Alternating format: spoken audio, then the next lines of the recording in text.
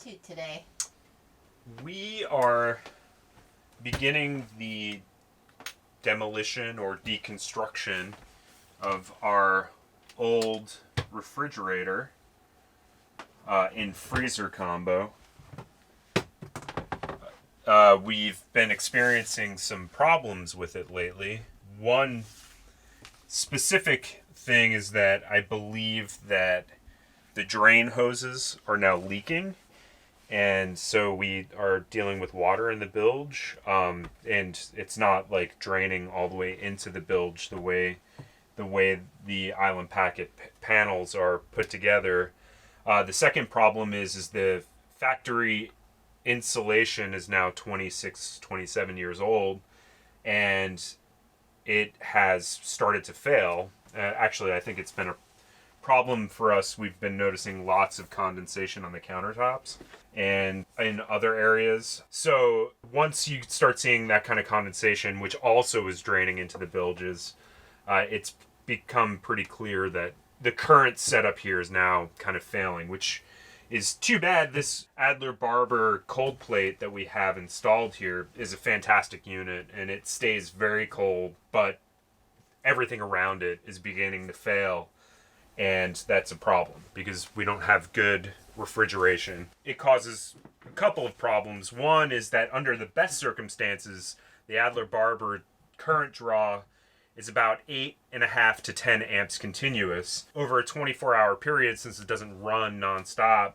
most people have estimated that it draws between 60 to 80 amp hours over the course of a 24-hour period, which is between 60 and 80% of our usable battery bank. And that is also kind of a problem. It's just terribly inefficient. And that's under the best of circumstances. I don't think we have the best of circumstances here. What generally happens with this type of unit is that people run into the same problem that we are having, which is they don't get good cooling or good refrigeration. So a lot of owners will start hacking together replacement panels for insulation, and obviously this isn't a criticism, it's just what we do. You know, we try to make our boats perform better. So we're going to actually go on a major departure of just rebuilding the cold box. We're just kind of at a very unique point in the sense that since the insulation around the actual tub, its refrigeration tub itself, has started to fail or has completely failed. We'll see when we get in there. We're at a point where that entire tub needs to be removed, and to do so, Island Packet says that the entire countertop needs to come off, which means that this counter, which actually wraps all the way around to underneath the companionway, would need to come out, and to do so we would have to remove this cabinet, this aft cabinet, and that's a lot of work. And with all of that being taken apart, we just kind of figured to then be put back together for what I think is an inefficient means of keeping refrigeration on a boat anyway. We're going to use this as an opportunity to experiment with something new. Okay, so I think we mentioned that a part of the problem that we're having was condensation and water draining into our bilges. A lot of the cause of that was that this box was insulated with just this foam block insulation all the way around, including underneath the cold plate here for the freezer. And that's not really adequate, especially with gaps. And what would happen is that condensation, we would get condensation, which would then freeze up around this, and then when we would defrost it, it would melt. And the reason why you really don't want to have any air gaps when you're dealing with refrigeration, especially on a boat that's made out of fiberglass, which is waterproof, because we want it to be, because we want to float, so you end up with something like this, which is the cause of all of our problems. As you can see, that is all water, and that's all water from condensation over years. Obviously, I'm very glad we're tackling this project now, and I really wish that we had done it before. And so this is just to really point out that, like, if you're dealing with insulating anything, you really want to insulate it, making sure that there's no gaps. This type of insulation provides a lot. It's really good. It's probably adequate for the job if there's no other air gaps, if there's no gaps at all. And obviously the type of material it is, with the shape of the hull and all of the things that you're going to have to deal with, a stiff piece of foam is going to, by nature, have gaps. I don't know what the appropriate solution is. I'm merely pointing out that this is the wrong solution. And I'm really glad that we're addressing it. Unless you want an indoor jacuzzi. Yeah, basically. I mean, that's almost what it is. All right, so here's the after, removing all of the handiwork from previous owners. So this is what the Island Packet 35 ice chest usually looks like. It's huge, which I can understand why somebody would want to make that smaller, make it easier to cool. The problem was the way the new fridge box that was built drained out was they just plugged up that drain in the bottom, and like we showed, water pooled up, and it actually got up above this line, which is where the floor was installed for the new tub, and all these screw holes went all the way through the fiberglass, and there are other screw holes like forward right here that were holding in, kind of like blocking in these pieces of wood that held in the floor, and water then hit all of the insulation on the backside of this, ate it away, and so now it's caused a bigger problem, which is our insulation is kind of destroyed around this entire ice chest. So we already mentioned that we're going to take out this entire tub anyway, completely demolish it, because really that's the only way to handle this job at this point. Island Packet confirmed that this is bonded into place, so there's no way to remove it without destroying it. So since we're planning on installing that cooler anyway, it's not an end of the world situation. If we ever decide to go back to a drop down type unit, we could build a smaller fiberglass tub and install that. But yeah, this is gonna have to come out. I made a mess. Uh-oh. I made a big hole in our countertop, and I built a very rough frame that will hold our refrigerator in place. Let's take a look. Yeah. Oh, I see. So this will be the brace, right? Yeah, like I said, it's really rough, but it's solid. That's not moving anywhere, and the refrigerator is only 65 pounds, maybe another 20, 30 pounds of food, so roughly 85, 90 pounds, 95 pounds. With food in it, the 2x4s will hold that weight from all angles and all directions. It's screwed in multiple areas, so I'm not really worried about where the boat's going to sit. We also have some ratchet straps that are rated for like 850 pounds, which we'll use to kind of secure the refrigerator in place on that frame. And then what we'll do is, once the refrigerator's set, we're actually going to trim out this edge and create an insert that cleanly fits into this place. I'm going to do plane and sand these edges out a little bit and clean all this up and make it look nice and tidy. So yeah, we'll have an inset that sits in here, out of which we'll cut the access panels for the refrigerator doors. At a future date, I don't want to do anything until we're 100% confident that this is our long-term solution. The insulation area that I had to excavate to make the area appropriately sized to fit the refrigerator, we'll cover that, we'll fill it epoxy or polyester Bondo with a layer of glass and gel coat it and make it a permanent structure. As a matter of fact, we'll probably use epoxy so that we can bond to the wood that's in place, so we can actually glass in that whole structure. And again, that's if we decide that this is the way to go. It was kind of a no-lose situation for us. We'll try this out. If we really like it and it works out great, when it's time to redo the countertops, we'll just cut the countertops with the lid holes And yeah, I'm really excited. I think it's going to turn out good. What are we about to do? We made a mock-up of the refrigerator because it's going to require some finessing. There should be plenty of room with this hole to get it in place, but it's going to take a little bit of finesse. So instead of trying to muscle the refrigerator in, we're going to do a test fit and see kind of what angle we need to come at and how and where it's going to turn, so that when we're handling that refrigerator, we're not dealing with all that weight. Well, we had a pretty significant challenge of getting the fridge into place. It may not look like much, but the distance between the deck, the underside of the deck here, and the actual dimensions of the fridge made it a little challenging. That's why we cut out kind of an extra area to fit it in place. This will get covered over by a new piece of plywood, which will finish up nicely. Not cheap plywood.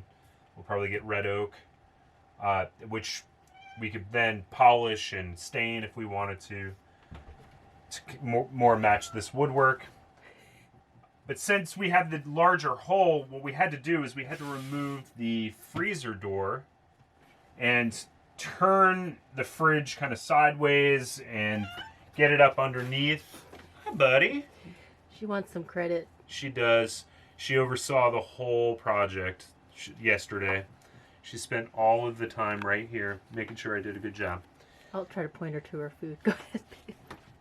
And so, yeah, we had to kind of finagle it in place. Once we got it in place, we then, as mentioned, used ratchet straps to tie it down so that if we're healing or, God forbid, we're ever knocked down, the fridge won't move. It's set. Another really pleasant surprise was I wired the 12-volt directly into our battery bank. I used the old switch. We have the switch here with a 20-amp breaker on our main control panel. I wired it directly into that, which already had our old refrigerator wired to it. So that was kind of an even swap. The one thing that I did do to mention was that this is a part of the wire that came with the Dometic fridge, and it has the standard 12-volt plug. This 12-volt plug really doesn't give you much.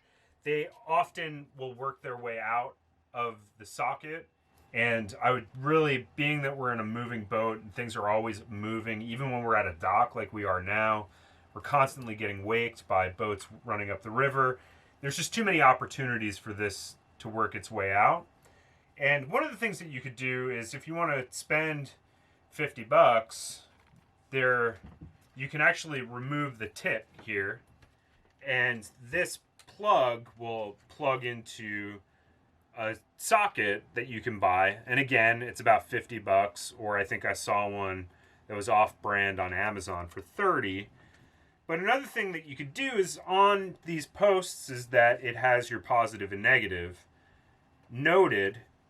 And so you could just take your positive line, connect it in line to your 12-volt connection, and our loads and run, we already had a 12 AWG wire run, so this is also 12 AWG. So I used a butt splice connector, negative to negative, and then on the positive side, the only thing that would have been missing not using this plug is that this is also a 10 amp fuse. I put an inline 10 amp fuse in between the positive here and then the positive coming from the battery bank.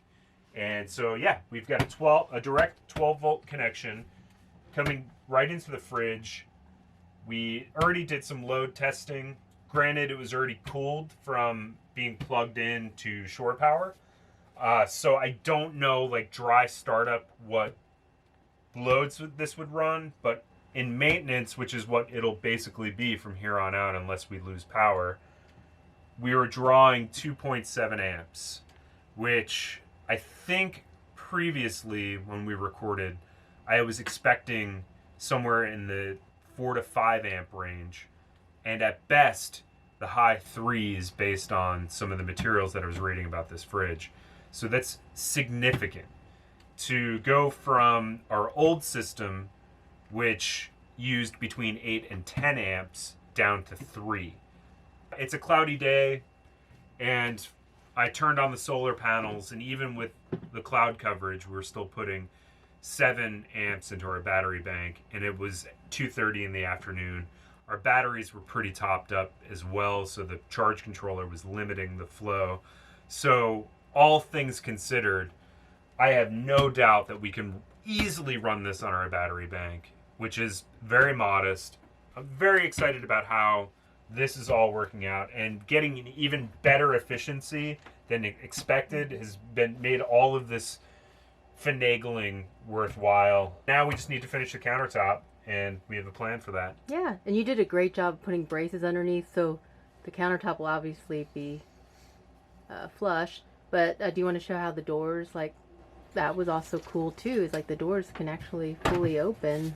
Yeah. Which, that was a nice surprise. We weren't sure if that was going to be the case, so yeah. Yeah, and they open far enough that there are these inserts that we can actually remove. I'm not going to because they're full, but we could fully remove the inserts for cleaning. And not only that, since we kept the old pan in place on the bottom 7 inches of what the old refrigerator used to have, and it still runs to our drain that runs directly to the to the sump, then we can still use and utilize the drains that are in here for deep cleaning, meaning that we could fill up the tub, give it a good scrub if it needs a good scrub, and pull that plug. It'll run out the bottom of the fridge and into the well and out into our sump and pump overboard, which is perfect. So yeah, no, that was definitely another bonus.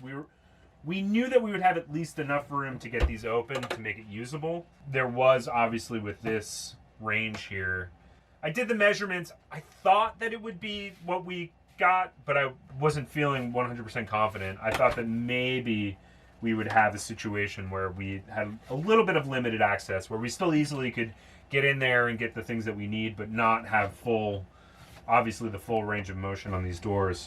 So that's super bonus. A+ work, babe. Yeah, thanks. Feels good. Well, so the fridge project is wrapped up for the time being. What we ended up deciding on doing was we got a simple spruce laminate board. Or not it's laminated together, but it's actual spruce softwood planks. And we use that just to make kind of like a countertop, I guess you would call it. It gives us access to the fridge side separately from the freezer side. And it gives us also a really nice big working surface. One of the things that we found challenging about our galley before with the old fridge setup was the doors sat in the middle, and they were kind of recessed in the sense that they were flush, but there was trim that ran around the outside. So if we wanted to put a cutting board down, or we have a mat for rolling out dough, you can never get a good even surface. So we really like already how this gives us a nice good flat surface. It's workable, and it's pretty clean, and I think it blends in fairly well with our existing galley. The spruce is a little bit lighter. I stained it down and tried to do my best to get it close to the color, but eventually I think it would be cool to redo all of this in teak, which would be significantly more expensive. But for now, we wanted to kind of test the waters a little bit. We didn't do much to finish the edges of the old countertop where we cut out, just to really live with it and make some bigger, more expensive decisions at a future date. But I'm really happy with how this turned out. We're really happy to have the new fridge in with the less power draw, and just all around just cleaner, neater, safer for us, because I'm not sure our old fridge was cooling things to the appropriate temperature. You should keep it below 40 degrees. I don't think we ever had that. So we've got a better, all-around better system, and really happy with it. Thanks so much for watching. If you like this video, please don't forget to give it a thumbs up as it really helps us out. And click the subscribe button if you want to see more shenanigans aboard Hope. We'll see you next time.